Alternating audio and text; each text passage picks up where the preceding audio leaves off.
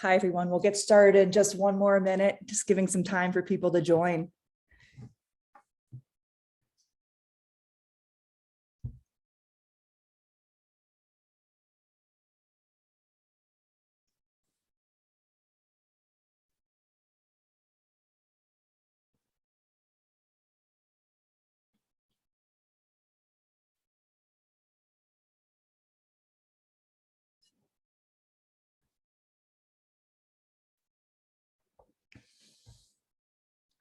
Welcome to those of you just joining. We'll get started in about one more minute.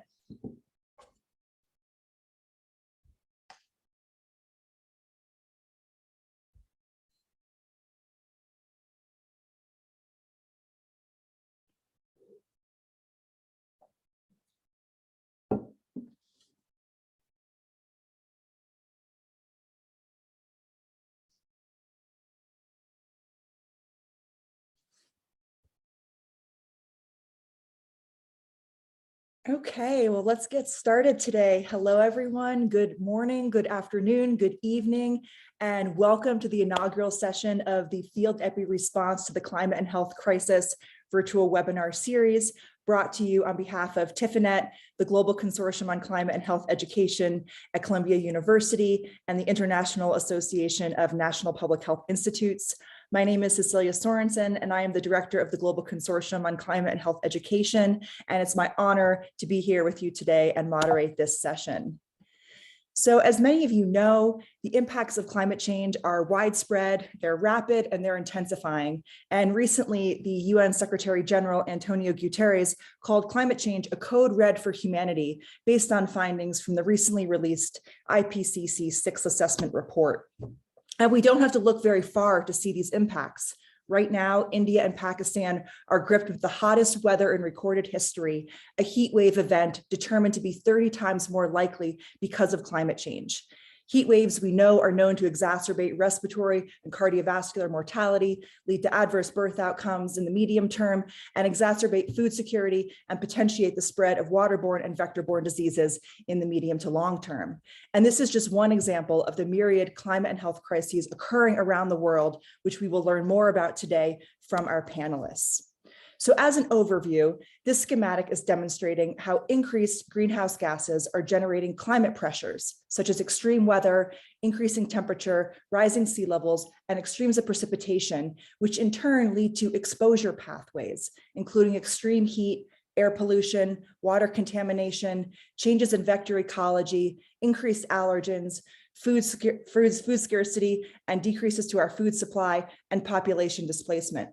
And of course, as you can imagine, this results in myriad health outcomes, which we will discuss today.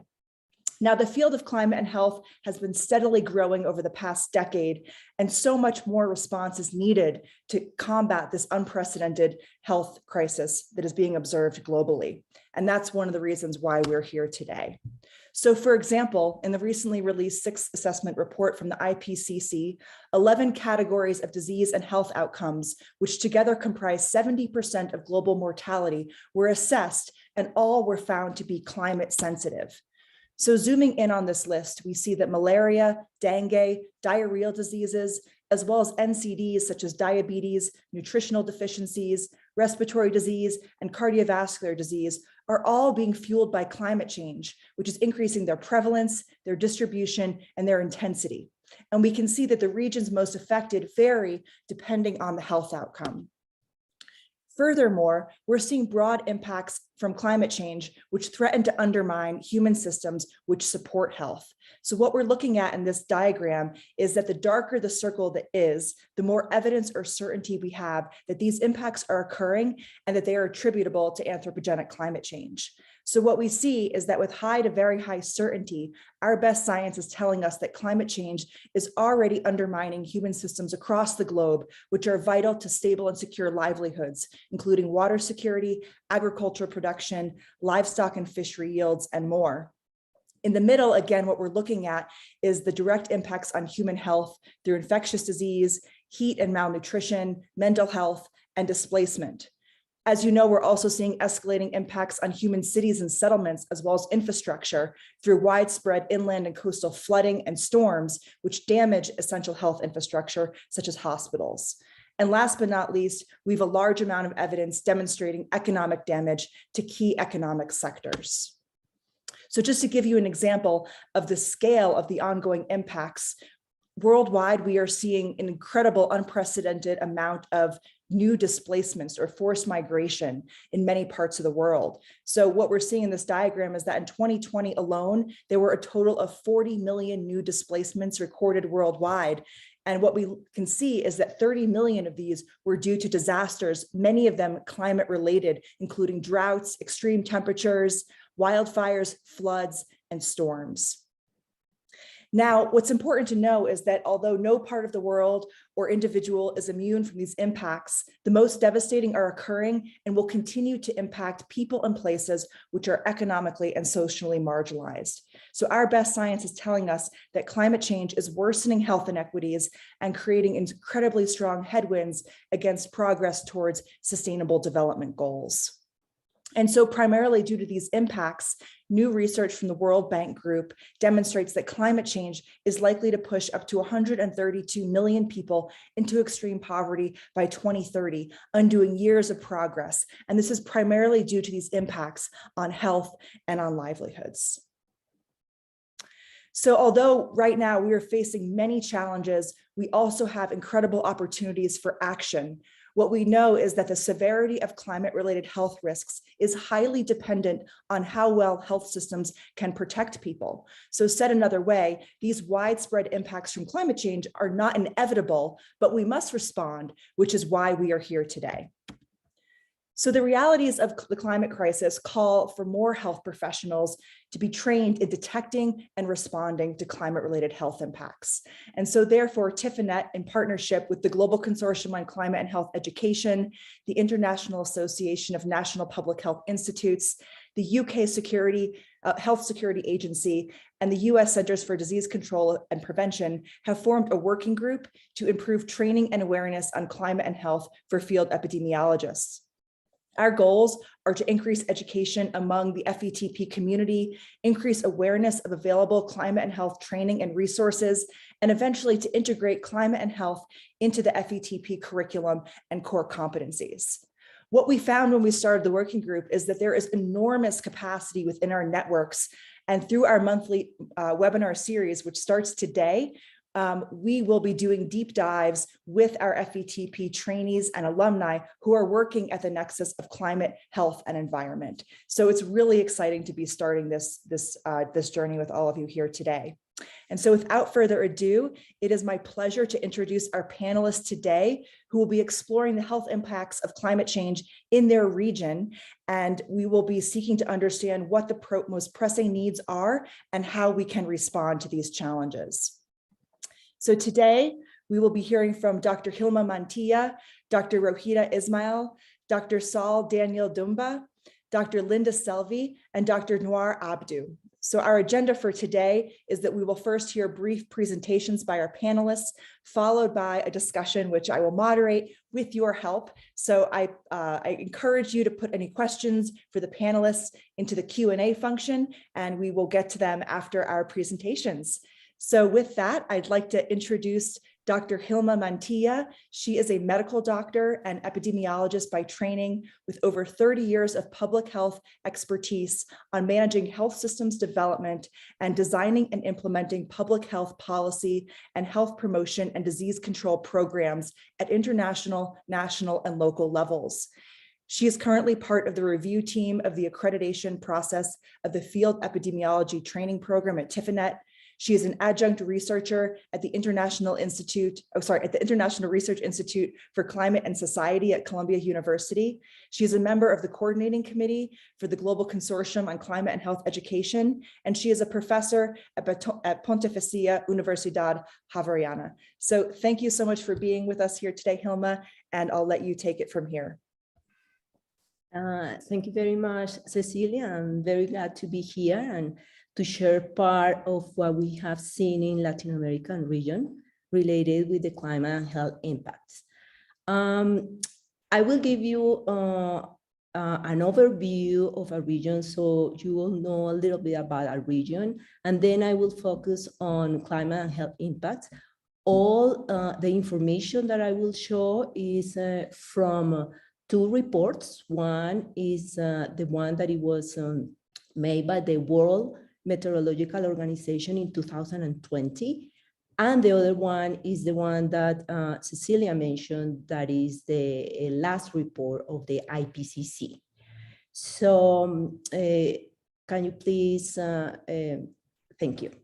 So the first thing that I want to say is, as I said, I'm going to give you an overview. So our region, as you can see on the map, it goes from Mexico on the top, and it goes all the way down to Tierra del Fuego in Argentina.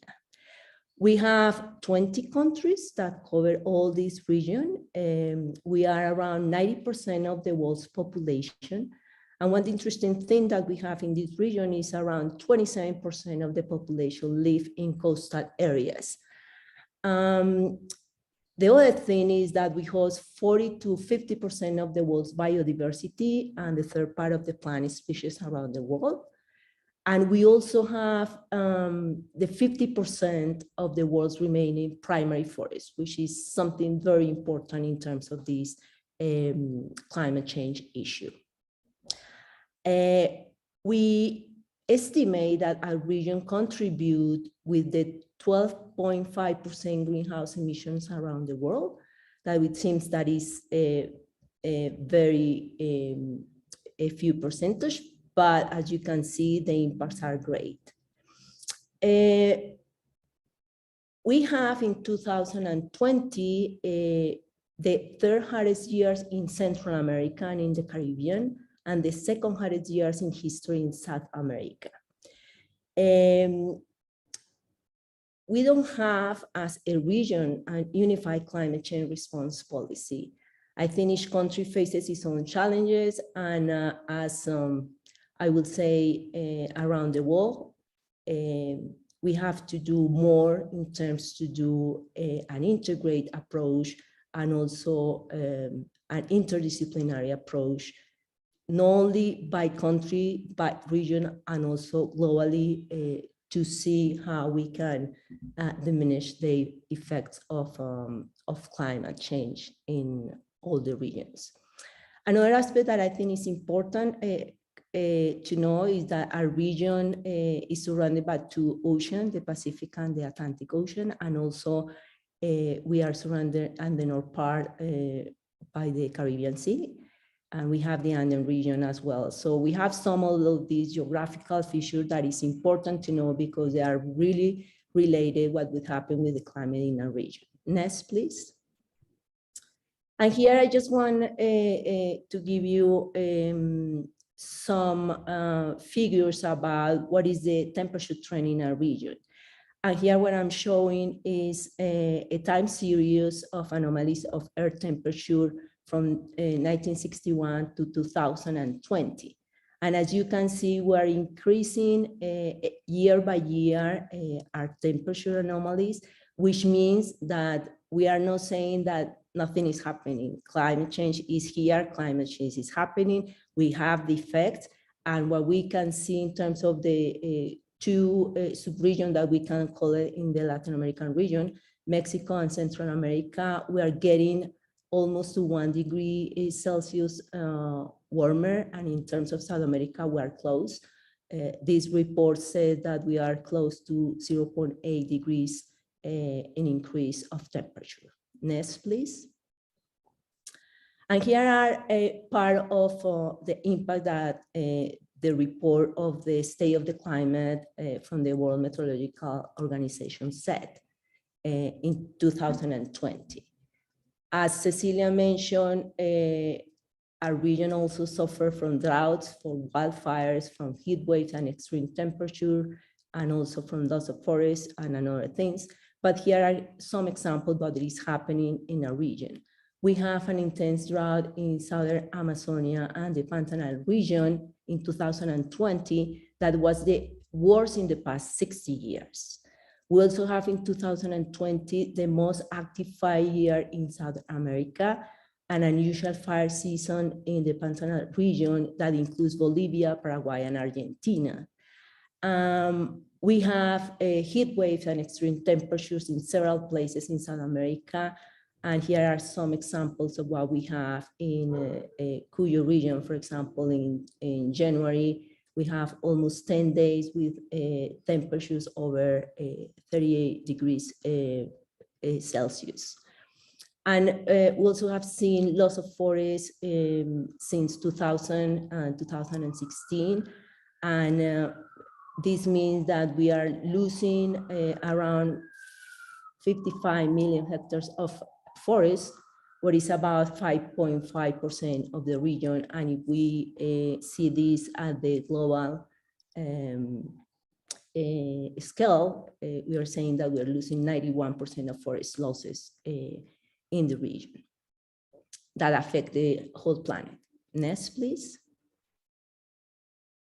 And in terms of other impacts, we have also heavy rains and floods. We have a hurricane season that is not something that we were used to have, especially, for example, in countries like Colombia. We have our first hurricane in 2020, and it has like a lot of losses in the country. We also have how we have seen retreating our glaciers, especially in the region of Chile and Argentina. And of course, as you saw in the second slide, the temperatures are changing, are increasing. And in terms of health, what we have seen in terms of evidence in the region is that we have increasing the places that are suitable for transmission of vector-borne diseases, including diseases such as dengue, chikungunya, and Zika. Next, please. And here I just want to correlate the climate and health impacts. And as you see, Latin America is one of the world regions that is more challenged for climate-related disasters. I would say in terms of priorities for our region, we need to address the intensity and the frequency that we are having each year in terms of flooding, droughts, storms, and heat waves.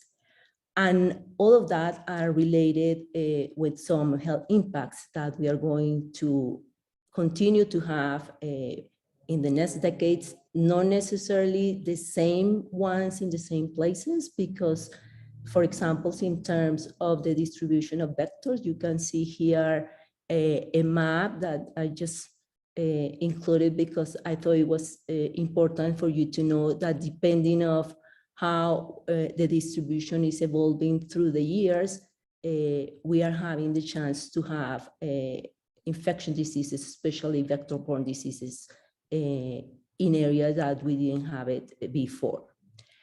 And also, as Cecilia mentioned, the health impacts, we could have direct impacts in health, but we also are part of what happened with other sectors is going to affect the health of people. So most of these impacts are going to have an impact in the population regarding water and energy related shortage, agricultural losses leading to worsening food insecurity. We're going to have more displacement, more migration.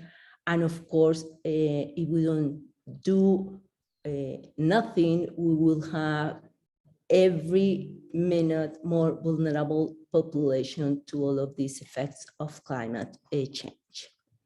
And finally, I want just to share the next slide, please. And this is the synthesis of the observed and projected impacts to main sectors in Central and South America. This is part of what Cecilia was saying in terms of the what happened at the global in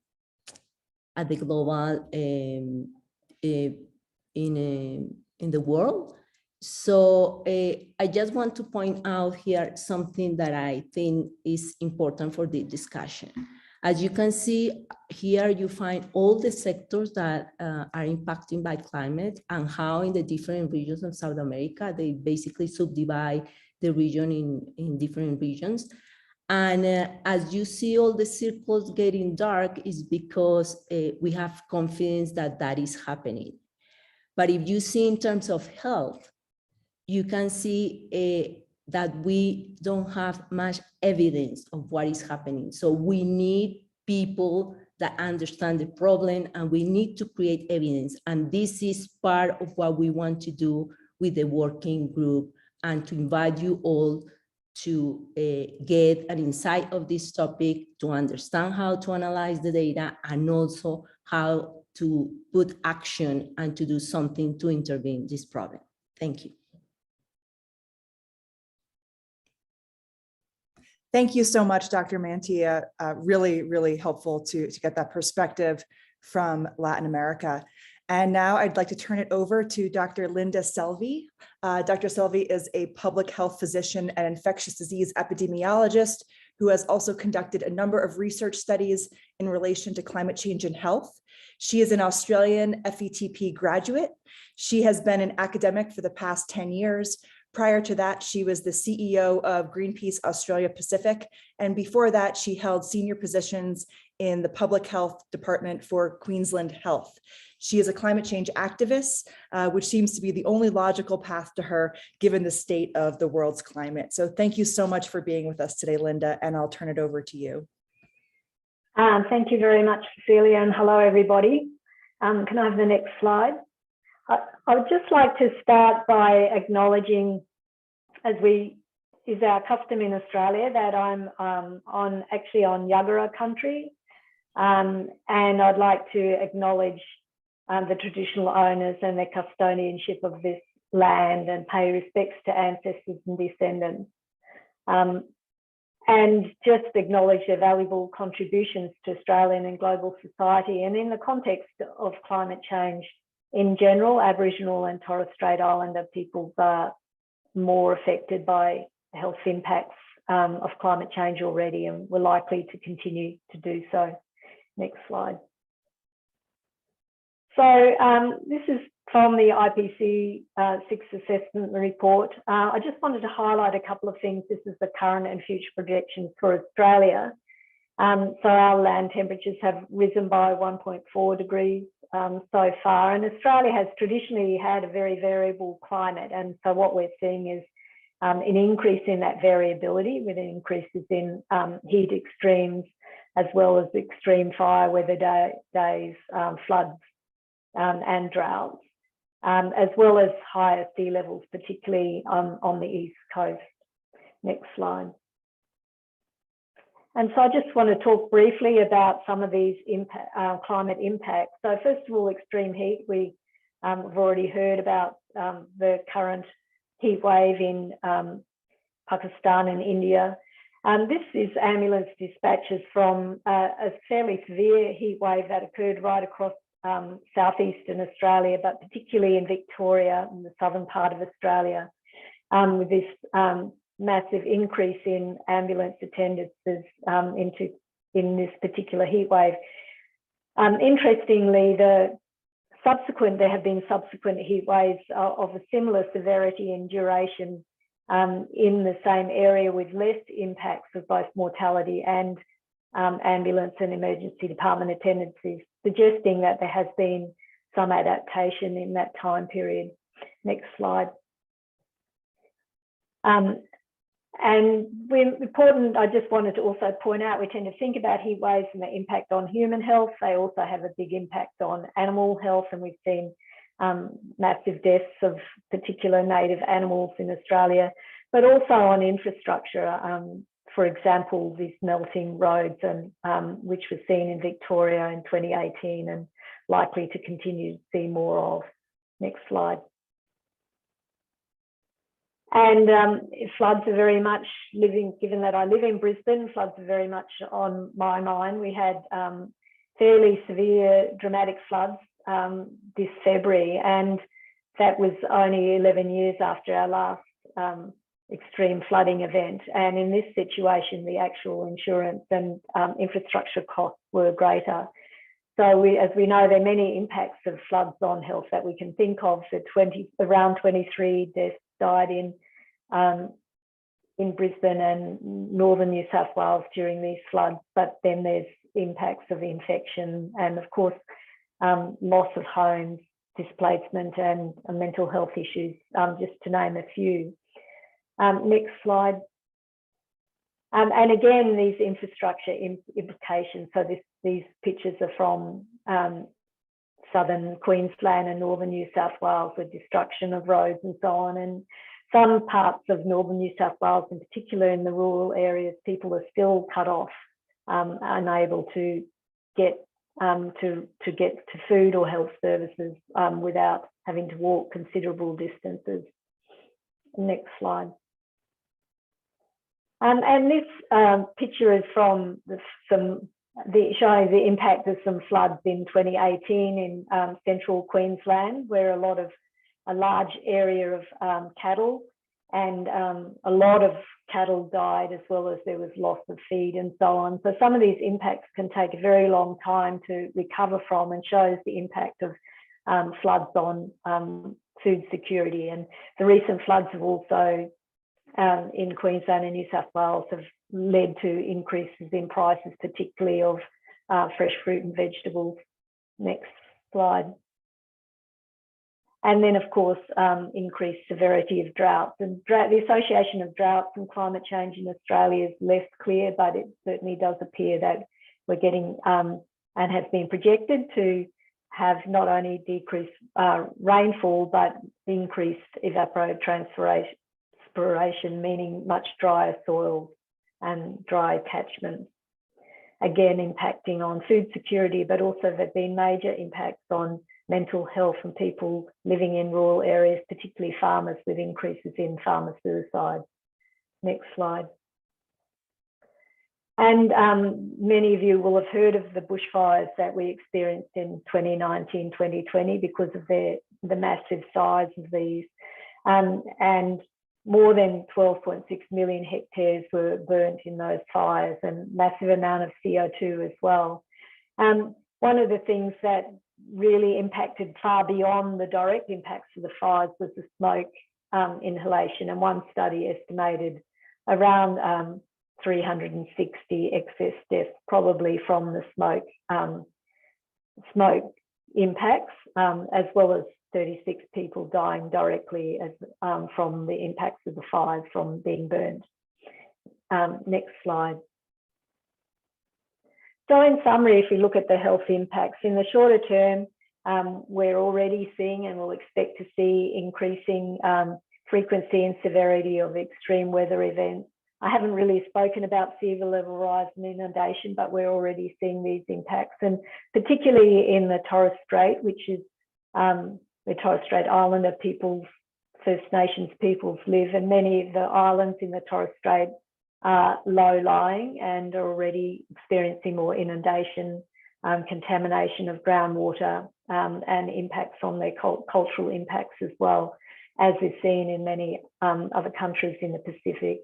And we're already seeing and starting to document mental health impacts. But of course, in the longer term, we'll see these things exaggerated further, but increasingly these economic impacts, particularly from continued extreme events with their consequent costs and impacts on the economies. And even in a rich country such as Australia, I will anticipate that we will experience significant food and water shortages. So I'll leave it there, thanks. And I do need to go to bed, it's quite late here. Thank you so much for joining us, Dr. Sylvie. I know it's very late in Australia, and we just really appreciate you being here to share your perspective. So good night, and we'll talk soon. And thank you for the opportunity. Goodbye. Take care. So now I'd like to turn it over to Dr. Ohida Ismail, who is the head of the Climate Change Unit at the Environmental Health Research Center at the Institute for Medical Research. She is a public health medicine specialist with a research interest in the health outcomes of climate change, extreme weather events, environmental degradation, and the built environment. Her current work focuses on climate change vulnerability and adaptation and the health impacts of air pollution and high temperature. Among her accomplishments, she is a contributing author to the UNEP Adaptation Gap Report in 2018 on climate change and health. And she also currently serves as the secretary of the Malaysian Society for Environmental Epidemiology. So thank you so much, Rohita, for being here, and I'll turn it over to you. Thank you, Cecilia, for your kind introduction, and it is my pleasure to be here today. Can you go to the next slide? Thank you. Climate change is one of the main environmental drivers in this century, especially for Southeast Asia region. And it is a very high confidence that climate change affects human health and well-being. And climate change is projected to increase the burden of climate-sensitive disease, with specifically depend on future climate scenario. The diagrams refer to the observed and projected temperature for Malaysia assessment report, and it shows the increase of average temperature in 30 years with the range between 0.1 to 0.5 degrees Celsius. And the below graph showed the 100 years average temperature from 2010. It showed increase in the projection of temperature for Malaysia.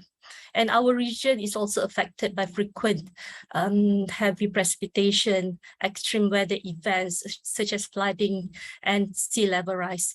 At current global population rates and later with additional people living in this region, there would be high exposure to climate sensitive diseases.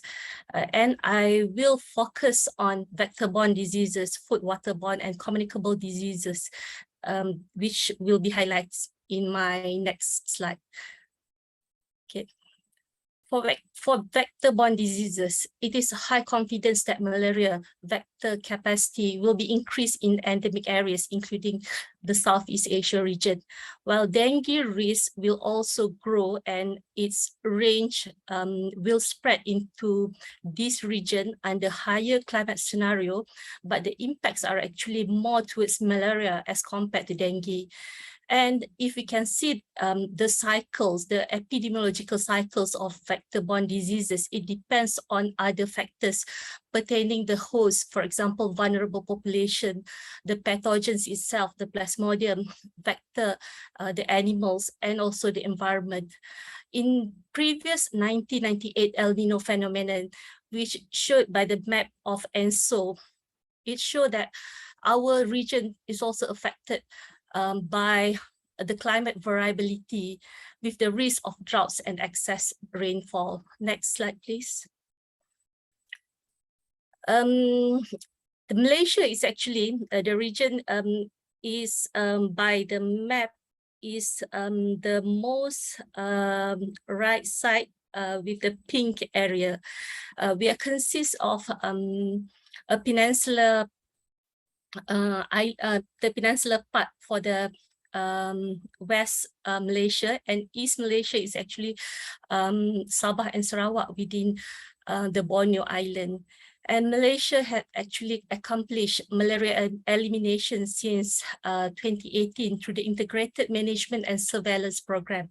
But other factors should be considered, such as environmental degradation, land use, and population migration, including the working population that contributed to the prevalence of zoonotic malaria. Next slide, please. The contour lines indicate the areas at risk of dengue, which is our region is also within the contour line. The relationship between the climatic factors and dengue are actually inconsistent. I could say that the contributing factors could be due to urbanization and population mobility. However, the link of temperature is related to the mosquito itself, the feeding habits and the survival, and as well as the virus transmission. Next slide, please.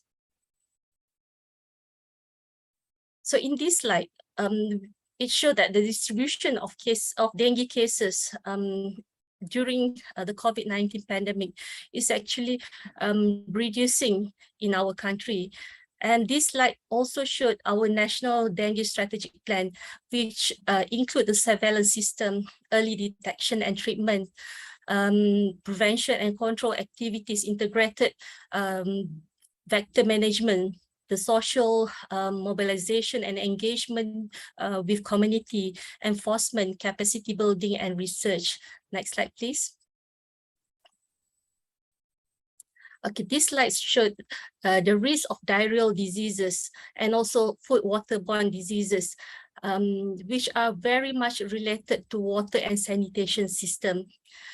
As I mentioned before, the higher temperature, and we are also experience more frequent heavy rainfalls, the flooding episodes, which are very likely to increase the rates of diarrheal diseases, particularly during and after flood and droughts events. Next slide.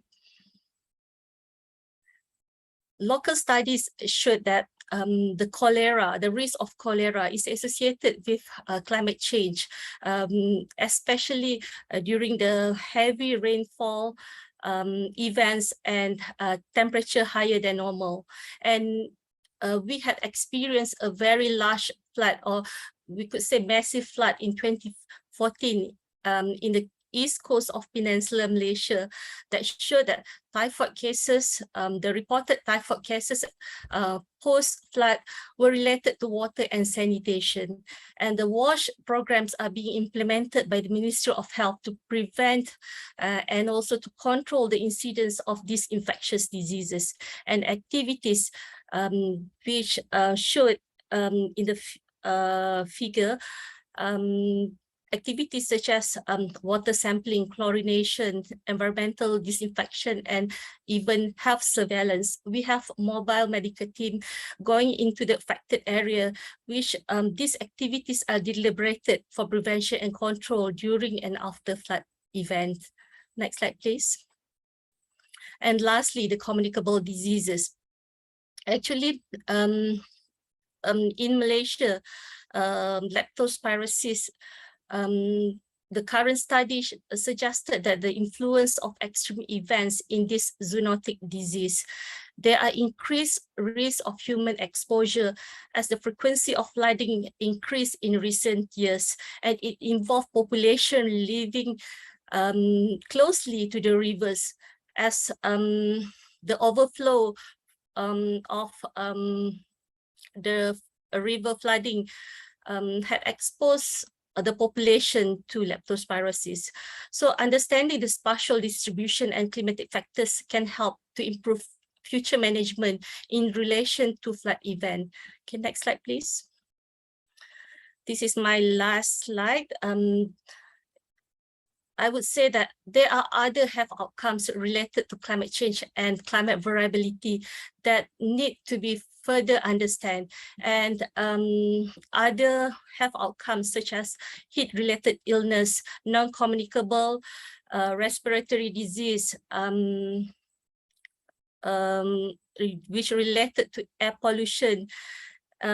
We are currently doing research in this area, and to suggest further climate action for these particular diseases. As conclusion, climate change will continue to affect the ecosystem and human health, especially in Southeast Asia, even during this pandemic era. Okay, thank you. Okay, back to you, Cecilia. Thank you so much for sharing your perspective from Southeast Asia. Really, really enlightening. I'd like to turn it over now to Dr. Noor Abdu, who is an associate professor at Jordan University of Science and Technology at the Department of Public Health and Community Medicine. She has a PhD degree in environmental science and engineering from Gillings School of Global Public Health at University of North Carolina at Chapel Hill. Her research interests are women's health issues, quality of life of refugees, endocrine disruptors, heavy metals in water, air pollution, and climate change. So thank you so much for being with us here today, and I'll turn it over to you, Dr. Abdu. Thank you very much for the introduction. I would turn my camera on, and I hope it doesn't affect the internet quality. I want to give the agenda very quickly for a 5 minutes presentation. I'm gonna just introduce Jordan climate regions, trends in climate change in Jordan, public health impacts of climate change, and challenges and opportunities. Can you go to the next slide, please? There's something wrong. It doesn't matter. So I just want to give you some background about Jordan. Jordan is located west of Asia, but it's really in a very, very strategic place. It's between Africa, Europe, and Asia. It's right on the triangle region. It looks like a dress, and regarding the size, it's between Maine and Michigan in size. And it has 3 climatic regions. We have the desert, which occupies most of the country. You can see the yellow here colored intentionally that most of the country is really desertous. We have small areas all in the east part that people are living in. We have the highlands, which are colored in blue, and we have the what we call the Jordan Valley, which is below the sea level. We have the lowest point in Earth and at the Dead Sea. Can we move on to the next slide, please?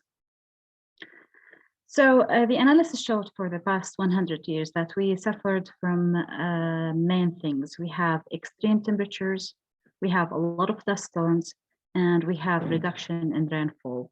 And Jordan is classified as one of the 3 poorest countries in water resources. So this is really impacting us hugely. And the last 100 years, we reached 100 Celsius during the last 50 years, I'm sorry. And the reduction is estimated to be 30%. Can we move to the next slide, please?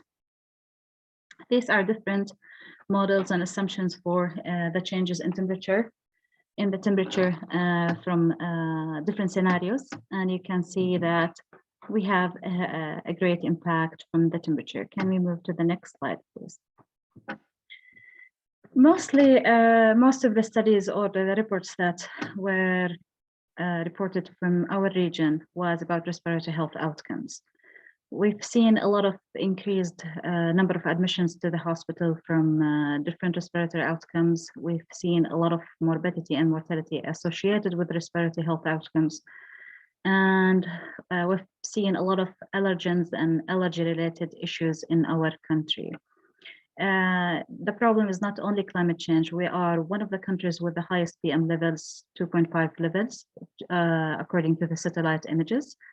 And we have a lot of dust storms recently with the climate change. Can we move on to the next slide, please? This is unpublished data that I'm working on about diarrheal incidence in general and the temperature increase. We found a strong positive association between temperature and diarrheal incidence in general, and this is clumping all the diarrheal diseases together. Jordan mimics in healthcare the developed countries rather than the developing countries. The healthcare system is excellent. We have more chronic diseases than communicable diseases or infectious diseases, but still the whole diarrheal disease incidence, we've seen an increase, a positive trend with increased temperature trends. Can we move on to the next slide? Also, upon analysis on chickenpox, is, we have a national program for vaccination in Jordan, but chickenpox is not among the mandatory vaccinations. So it is in the United States, but it's not here applied to children. We have seen trends of positive correlation between extreme temperature and chickenpox incidence when we applied different lags for the incidence and the temperature. Can we move next to the next slide, please? Now, to give you some perspective, I've said that the impacts are affecting everybody and including Jordan, but the problem here, and the major problem here, that we have a lot of influx of refugees. Jordan have a lot of Palestinian refugees, and we have a lot of Syrian refugees. We have more than 1 million refugees. Some of them are in camps still that constitute around 500,000. And we have 500,000 outside of camps, but they're still living in poor conditions. Can I click next, please? Thank you. Next. Now you can see Syria is north of us, and even we have Iraqi refugees coming to Jordan. So we are the hub, the peaceful hub for all of those countries. So we have a lot of people living in a conditions that are not as optimal as other people. So we're gonna see in the next slide, please,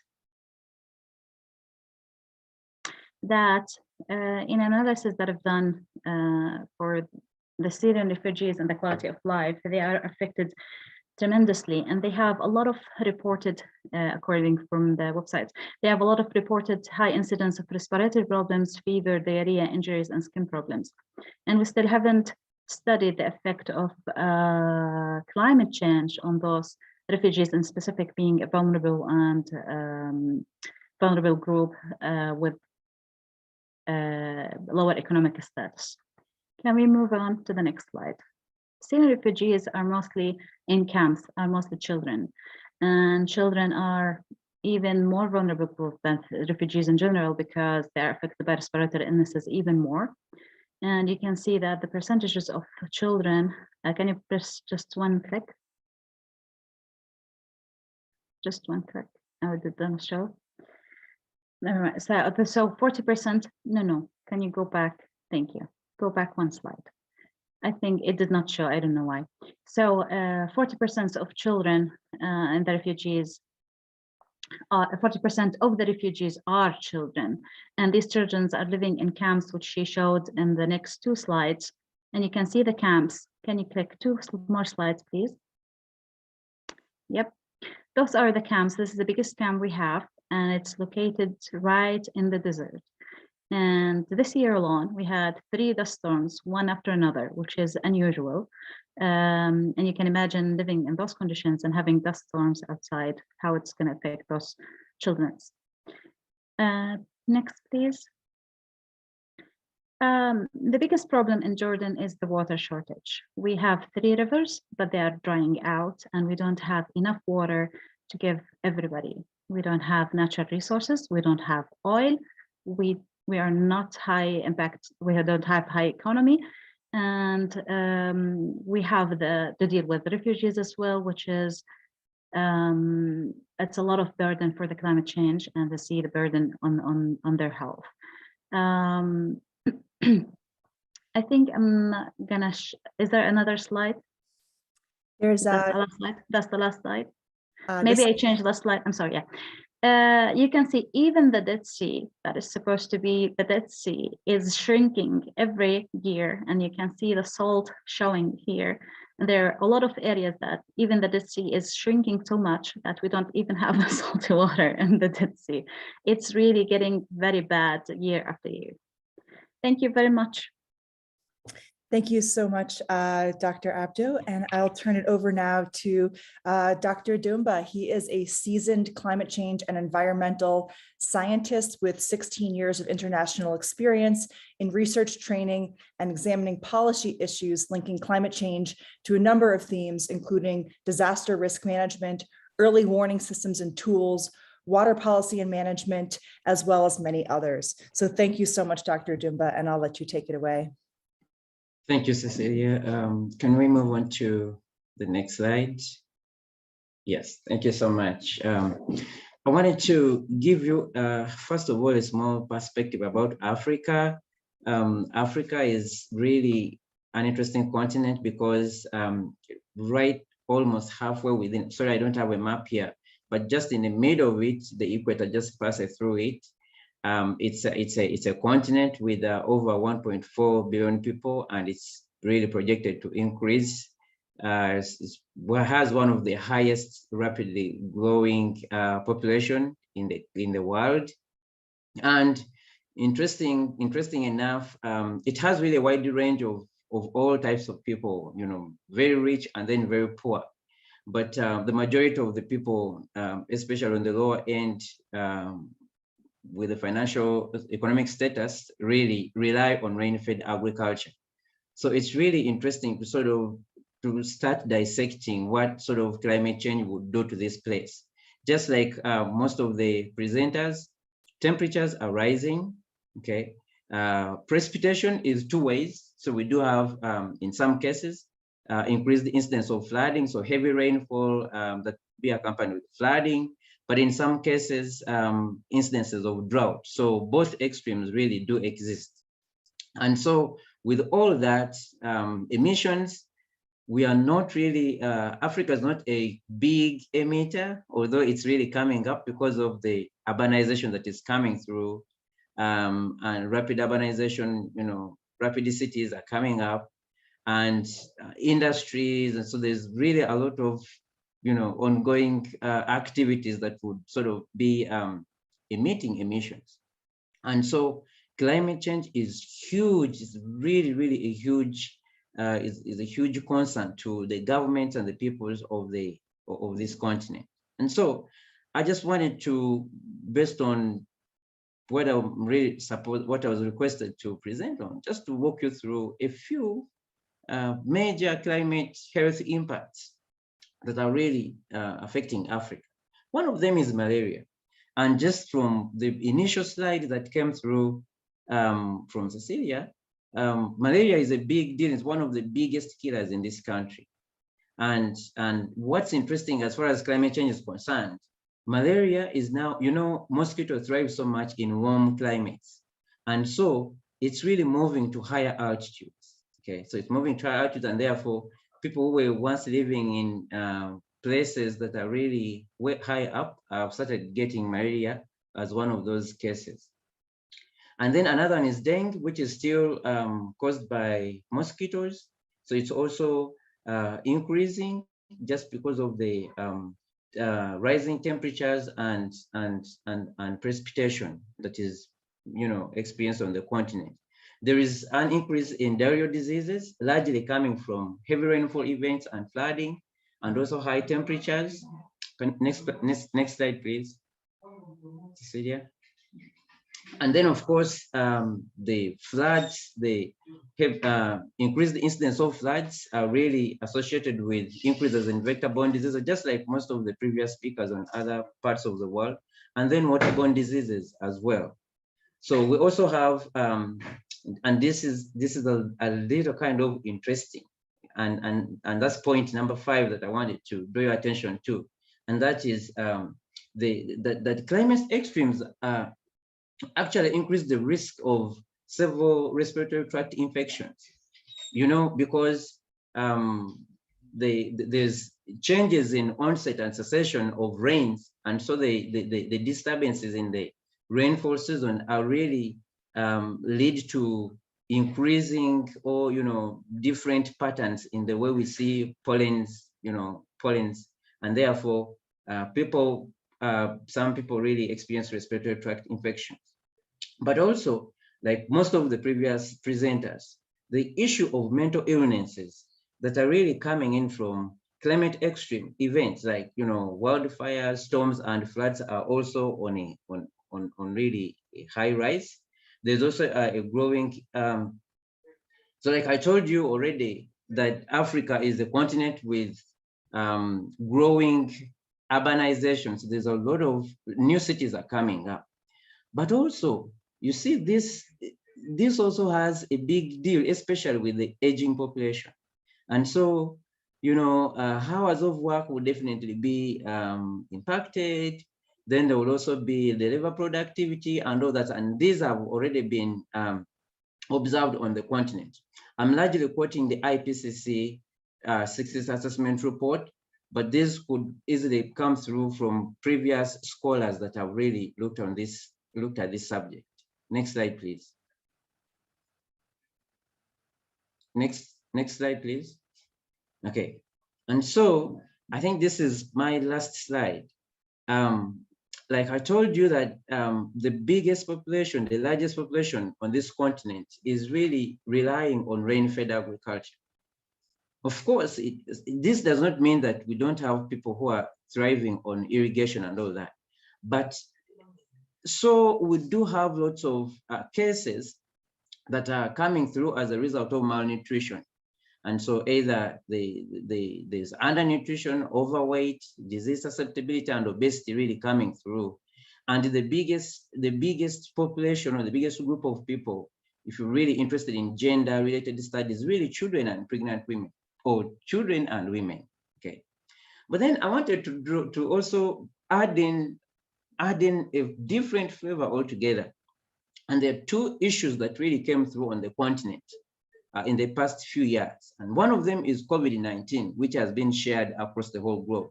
But also, we had incidences of desert locusts coming through from the eastern, part of Africa, and then really, affecting all the agriculture going on there.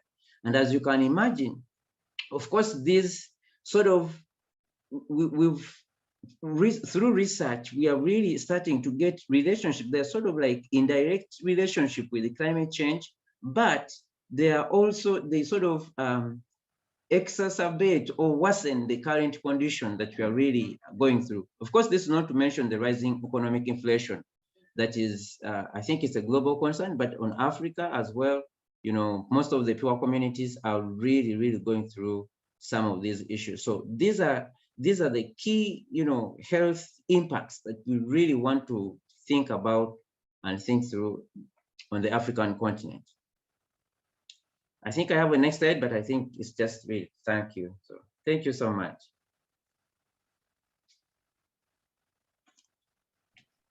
Thank you all so much. Really, really good to see and hear what is going on in various different parts of the world related to climate change and health. I think there's a lot of similarities and a lot of differences. And what I'd like to do now is invite all our panelists back on the stage and hear a little bit more from each of you about a couple of different issues. The first question we have is, what do you think needs to be done in your region to reduce the burden of climate-related health impacts? And perhaps we can start with Dr. Mantilla. Hi, Cecilia. Thank you very much, and thanks a lot for the good presentations of all my colleagues. I think I learned a lot. I will say that in a region, I think that the first thing we need to do is to realize that the health sector is not the only sector that need to approach this problem. Because right now we are having like the pressure of, for example, organizations like the Pan American Health Organization or the World Health Organization to develop an action plan from the health sector. And I will say this issue is a cross-cutting issue. So we need to involve different sectors and work as a team. That's the first thing that I will do. The second thing is that, at least in my region and what I know from other regions, we need to improve the capacity of the researchers and people in the academic world to understand what is the role of climate in terms of how is climate change impacting the different sectors and the population of health. So I think we need to do a lot of work trying to train and sensitize the academic and research community. But not least, I think we need to work very closely with local authorities and with the community. And I think in that point, I think the FETP community is very helpful to engage and to work with them because they have a lot of experience on that. Thank you so much, Dr. Mantilla. And I'll turn it over to Dr. Ismail.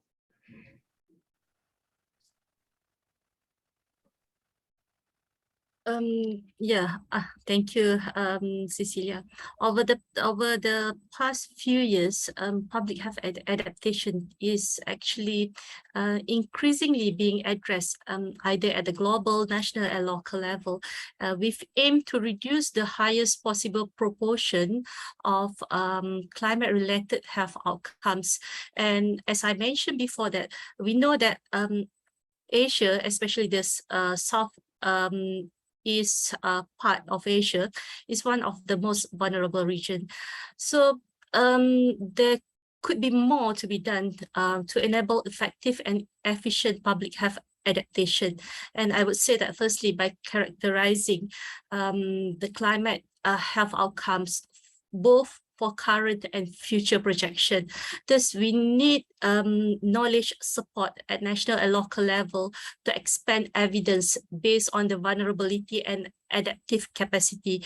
And for us in the Ministry of Health Malaysia, we have outlined and prioritized climate change and climate sensitive diseases, as well as the public health vulnerability and adaptation in our health research priorities for the next 5 years.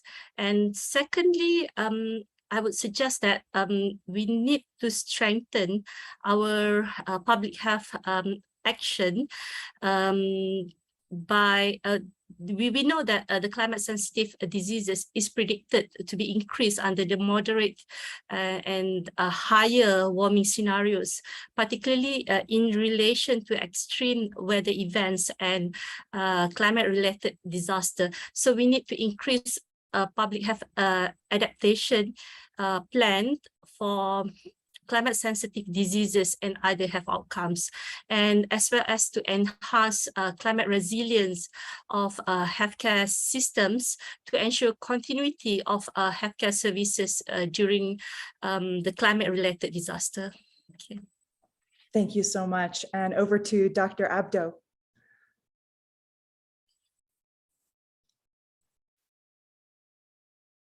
Thank you, Cecilia. We need to strengthen the surveillance and monitoring system in Jordan, or at least I'm going to talk about my area or my region. My problem is that there are a lot of stakeholders, but there's no collaboration on data.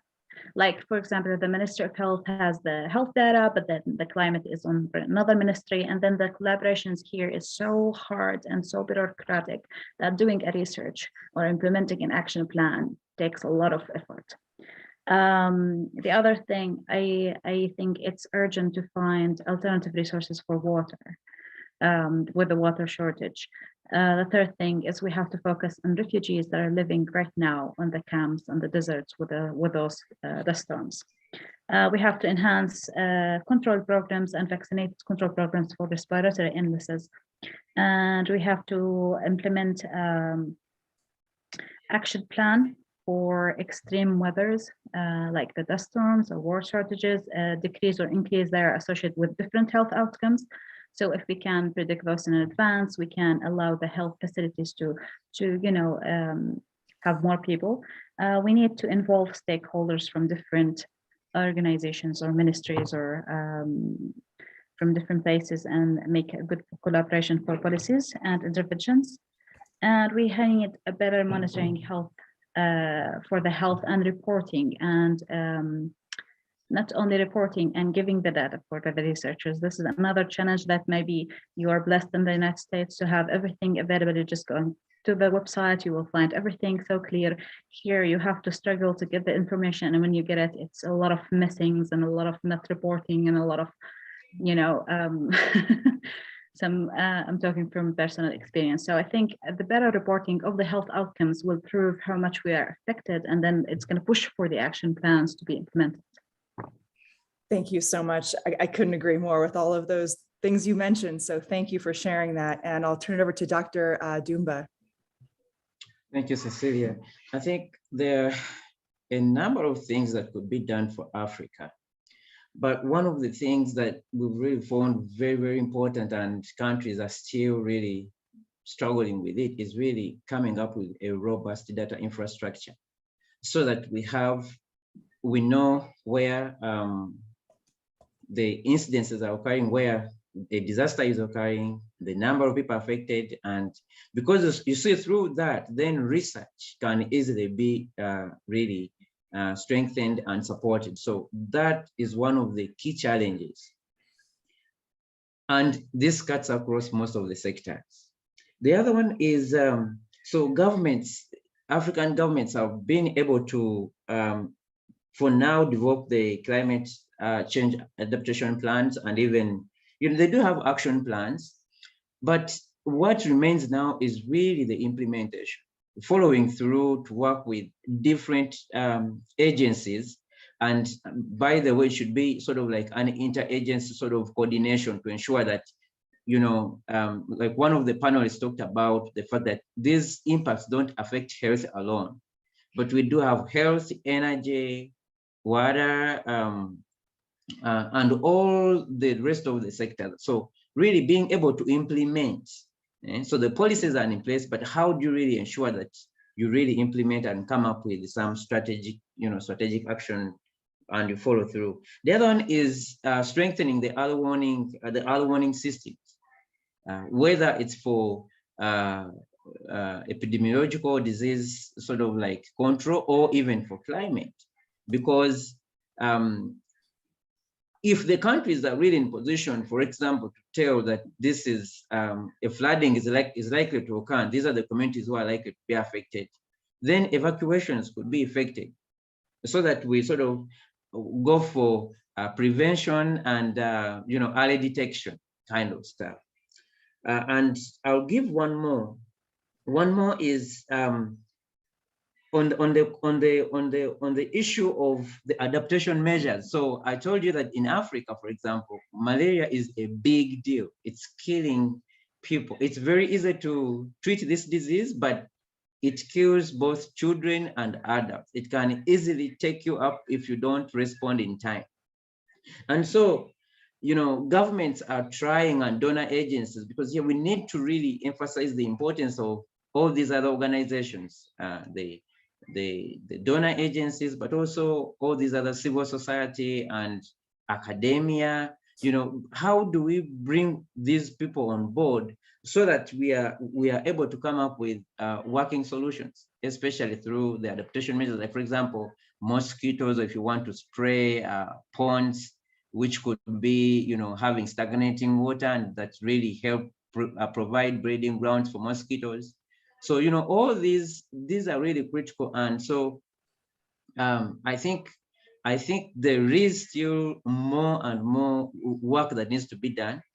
First of all, by the government, because the government is really, they do have the mandate to take care of their people, the government authorities, but also the concept of science and research that has been already emphasized by the rest of the panelists.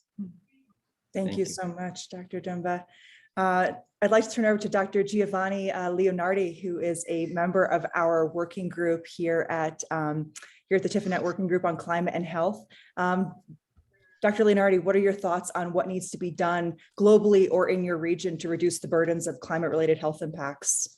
Thank you, Cecilia. Thank you all the speakers and the questions. Really comprehensive overview of many issues, but also many solutions. So when you ask me what could be done, well, I note that what are perceived as specific problems in certain regions, they are in fact mostly unresolved problems everywhere.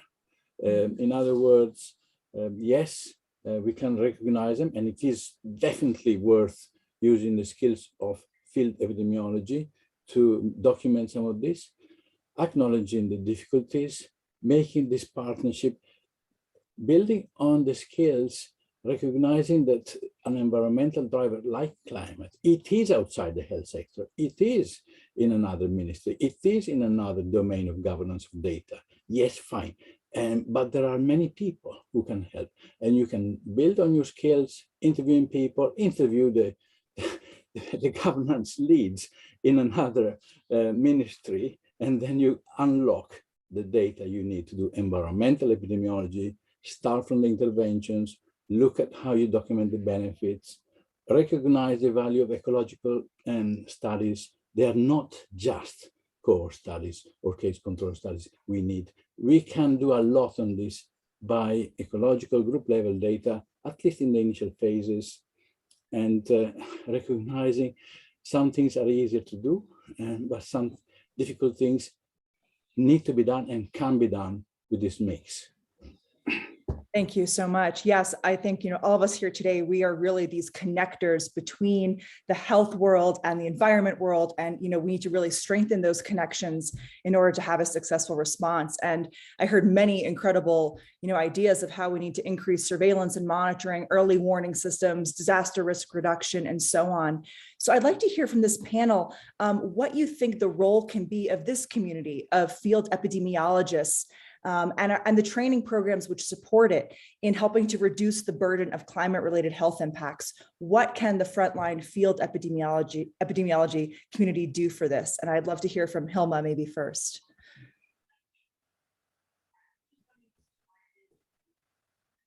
Okay. I will say the field epidemiologists have a big role on this. First, because they have some skills and competencies right now that they can apply using climate information. So I would say they can help us to identify the climate sensitive events. They can help us to do the analysis of data, of socioeconomic data, linked with climate data, linked with epidemiological data, because they have the skills, right? They also have developed tools that can help us to improve the decision-making process at the local level. They can help us to develop an early warning system using climate information with the other information that they already know how to handle. They can help us to document what is happening in the communities, because they know how to do, for example, an outbreak investigation. They know how to do research in the community basis. And also, I think they can help us to monitor what we have identified as a climate-related issues. So I think they have so many skills that we can use in their own communities to support and to diminish the burden of climate-related issues. Thank you so much, Dr. Mantia. And over to Dr. Ismail. Okay, I would like to add on from what being said by Hilma. Overall, we need more efforts and resources to scale up public health action to narrowing the future adaptation and climate change. And epidemiologists will play a huge role in this disease and outbreak management. But through the capacity building and knowledge, hopefully they can or will be able to integrate the climate change and health into broader frameworks or policy, instead of focusing only into the healthcare systems or diseases. If we look at into the international agreements other than health, such as the Paris agreements, the SDGs, Sendai frameworks for disaster risk reduction, there are some coherence between these agreements with the international health regulations that could help in reducing climate-related health outcomes. Yeah. Thank you so much. Yeah. Over to Dr. Abdu.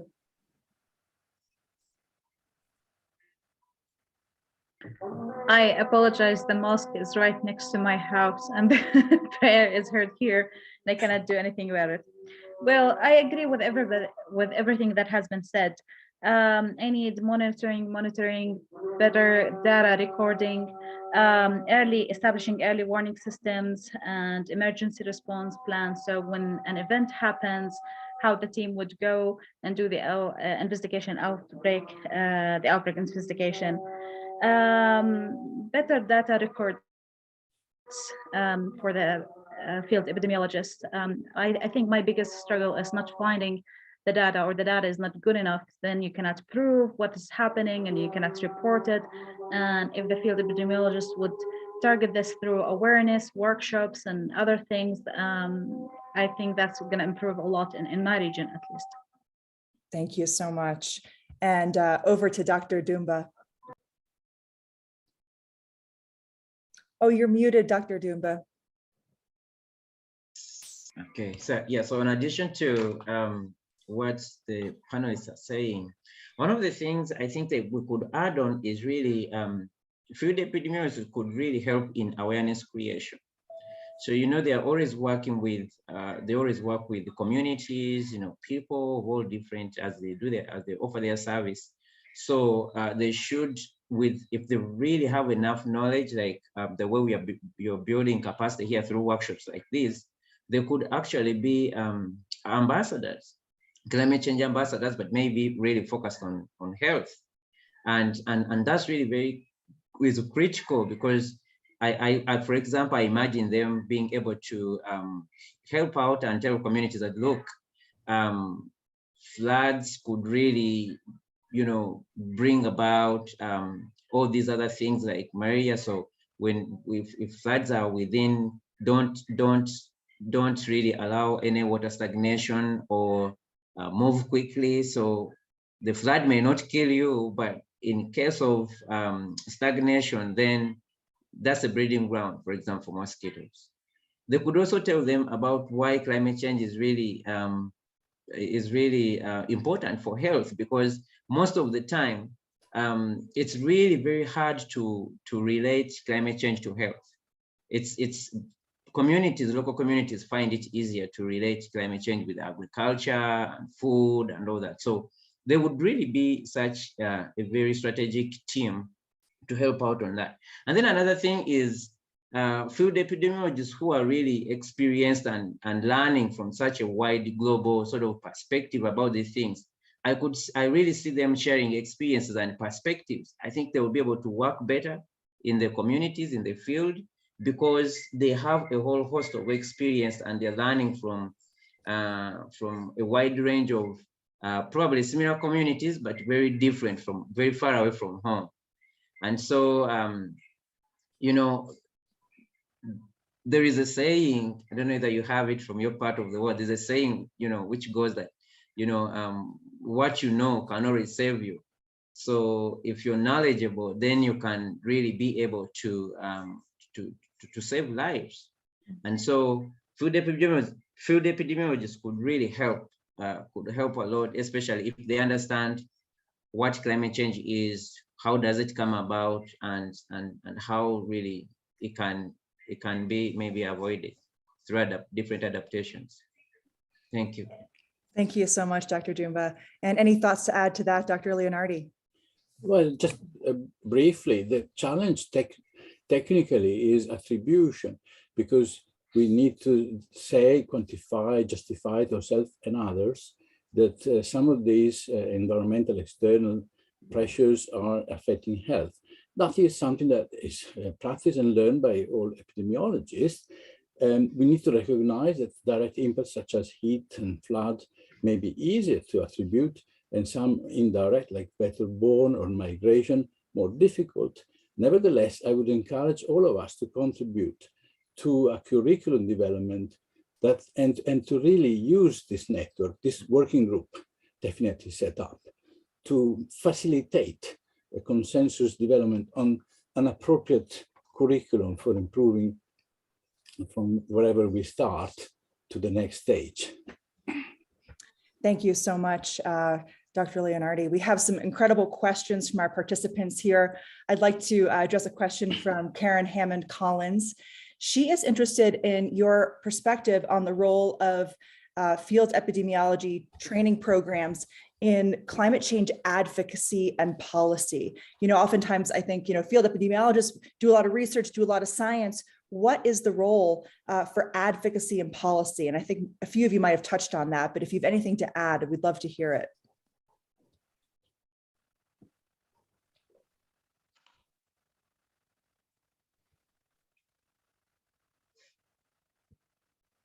Go ahead, Dr. Dumba. Yes, so on the side of policy development, this kind of trainings could really help to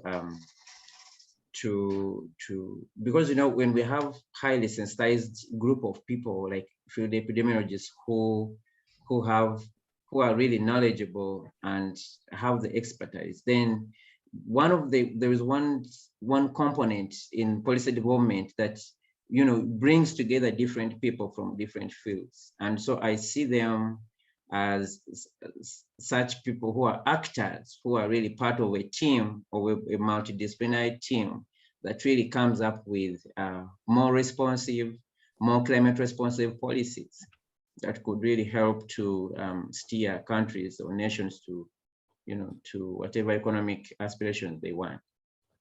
Yeah, thank you. Any other of our panelists? Go ahead, Dr. Leonardi. Well, good policy may be negotiated from the start of designing a field investigation, because gaining access to the appropriate data and people handling those, and maybe interviews to the right people, indirectly is already raising the issue and advocating for something to be recognized as a social and not just as an economic development issue. So building a good study from the start with those partners, I think it's a good preparation phase for then scoping options for policy. That's been experienced in UK, for example, for the flooding data. It's an opportunistic thing. Every location needs to assess where there's opportunity to get the good valid study, and therefore to brief policymakers about those things from the start. Thank you so much. Any other thoughts? Hilma, you look like you've got something.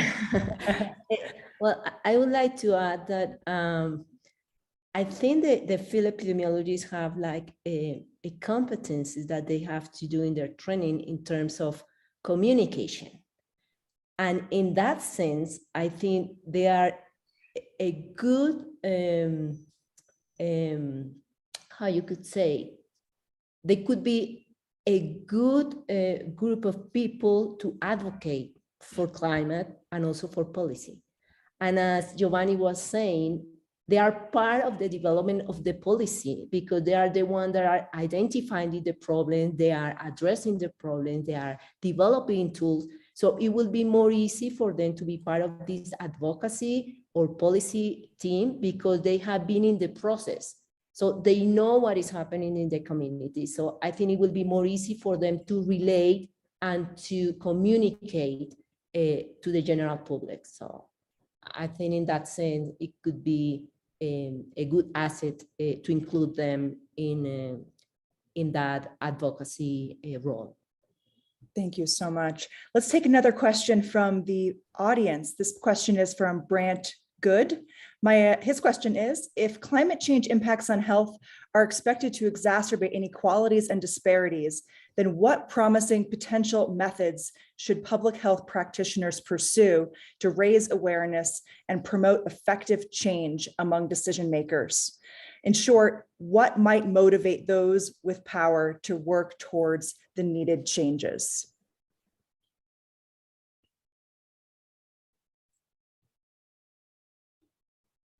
Giovanni, you got something? Yeah. Yes, a couple of points. Oh, you're muted. Yes, inequalities is an ongoing structural challenge. Nevertheless, there are two things I could say. One is the approach of the whole society, changing direction, can be fostered by public health arguments. For example, in Italy, the constitution just changed 2 weeks ago to enshrine as well as defend the dignity and the security of people, also their environment and health. That is a very simple text change, only 2 words were added. However, from that derives a cascade of provisions that could eventually lead to resources and really a change of course. So that is something that would therefore also address inequalities. The second point is, in looking at those non-health data that would allow us to do the epidemiology of this, we often can recognize there are social as well as environmental aspects going on at the same time. And the environmental aspects are really a side effect of the social. So it's again, is really built in the topic we are dealing with, that we can't really avoid at least documenting the disparities and perhaps also therefore mapping out how to mitigate some of that. Thank you so much. Any thoughts on this from Dr. Abdu or Ismail? Not to put you on the spot. I didn't hear the question. The question was that, can you repeat it again? Because sure. What can we do as public health practitioners to motivate policy change to address these growing inequities as a result of climate change? Well, this is going back that better reporting is better identifying the problem. Better identifying the problem is what set the rules when the problem arises, after certain limits, after certain exposures, after certain things. And then there's a set of recommendations after each well-done research to recommend, okay, these are the vulnerable groups. These are the situation that the health outcomes are exacerbated. And then we can, some of them can be worked upon, some of them can't, but we can always work with a lot of modifications to decrease the morbidity, mortality, quality of life, whatever the health outcomes that is associated. So I think public health epidemiologists or field epidemiologists has a lot of power to integrate policy, because the research is setting up what are the limits that we are seeing those adverse health outcomes from different exposures. Thank you so much. Dr. Dumba, please go ahead. Yes, and I think one of the challenges, with policy is really the policy actors are ignorant. They are ignorant about all these. I don't know whether they are acting or they're just ignorant. And so one of the things that we would do, or that I would recommend, is training. We need to, awareness campaigns, awareness sensitization campaigns, so that all the different policy actors, across board, sort of understand some of these issues, as maybe epidemiologists are really raising them and saying, look, there's really very important to mind about the children and the women and the poor and the rich and those who are not educated, so that really when a policy comes through, it is sort of sensitive to all these different gender classes or gender groups of people. Thank you so much, Dr. Dumba. Well, this has been an incredible panel. So much rich information, so much perspective. I want to thank you all so much for being here today. To our panelists from tuning in from all around the world, this has just been such a lively conversation, and thank you all so much. To our participants, thank you for joining us. This is the first session in a webinar series. We will be meeting the fourth Wednesday of every month to talk about climate change and health impacts and how the field epidemiology community can respond. On June 22nd, we will meet again, and we will be doing a deep dive into heat around the world and hearing from FETP residents and alumni and programs as to how their groups are responding to this. So you can find more information about this on the website, and I'll turn it over to Amber to give a little more information on that. Hey, I just wanted to make a really quick announcement. And Hilma, I'm actually going to ask you to jump in and to please translate this for our Spanish speakers. But I just wanted to let attendees know that we will be sending out the slide presentations for everyone following the meeting. I know that there were a few questions that came up around that, and we'll do our best to see if the panelists can also respond to some of the questions in the Q&A that we did not get to today. Thank you. Thank you all so much, and we'll see you next time. Have a great day. Hang on, Cecilia. Hilma, go ahead. Oh, sorry. No, simplemente para hacer la traducción, vamos a enviar las presentaciones que se hicieron hoy y básicamente las preguntas que ustedes hicieron las vamos a contestar haciendo la solicitud a los diferentes panelistas para que ustedes también tengan la respuesta sobre ellas. Y nos vemos entonces el próximo miércoles de junio para nuestra sesión sobre calor. Muchas gracias. Gracias. Thank you, everyone. Have a great day. Take care. Thank you. Bye-bye. Bye. Thank you.